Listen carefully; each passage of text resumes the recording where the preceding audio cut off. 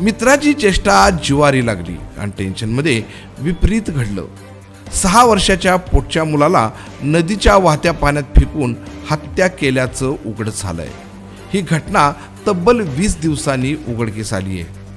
कराड तालुक्यातील शिवडी गावाजवळून वाहणाऱ्या कृष्णा नदी पात्रामध्ये दिनांक 18 मार्च बुधवार रोजी सकाळच्या सुमारास नदी किनाऱ्यावर असणाऱ्या शेतकऱ्याला एक चिमुकल्याचा मृतदेह आढळून आला. त्याने ही खबर संबंधित पोलिसांना कळवली. त्यानंतर घटनास्थळी कराड ग्रामीणचे पोलीस दाखल झाले.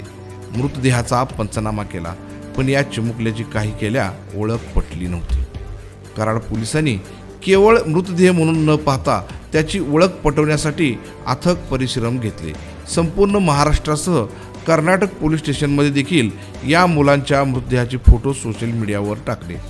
मात्र या प्रकरणाला खऱ्या अर्थाने वळण मिळाले ते कर्नाटकच्या विजापूरमधील नागठाणे गावातील एका महिलेने विजापूर पोलीस स्टेशनमध्ये आपल्या 6 वर्षाचा सिद्धार्थ आरेकरी हा मिसिंग असल्याची तक्रार दिल्यानंतर विजापूर पोलिसांनी याचा कसून तपास करत हा तपास कराडच्या पोलिसांपर्यंत येऊन ठेपला.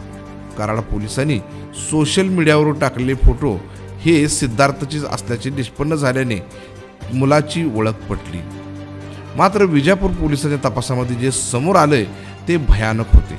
तर यामुळे संपूर्ण समाज मन सुन्न झाले. सिद्धार्थचे वडील मल्लिकार्जुन आरेकरी याचं लग्न मागील 8 वर्षापूर्वी झालं होतं. त्याला एक 6 वर्षाचा सिद्धार्थ हा मुलगा होता.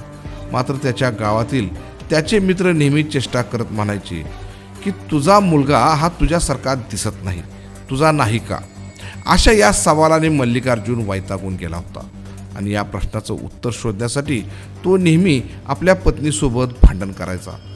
या प्रश्नाचे भूत त्याच्या मानगुटीवर बसल्याने त्याने दिनांक 16 मार्च रोजी सिद्धार्थला बाहेरच्या शाळेत ॲडमिशन करू म्हणून घरातून बाहेर आणले. त्यानंतर तो मुलाला घेऊन कराडकडे आला. वाटेत त्याला कृष्णा नदीवर पूल लागला.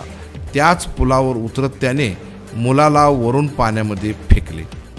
पाणी मोठ्या प्रमाणात असल्याने चिमुकलेचा लगेच बुडून मृत्यू झाला.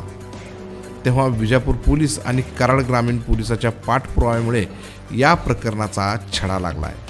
मात्र एका संशय प्रवृत्तीने एका निष्पाप मुलाचा जीव घेतल्याने विजापूरच्या नागठाणे गावात हळहळ व्यक्त होत आहे.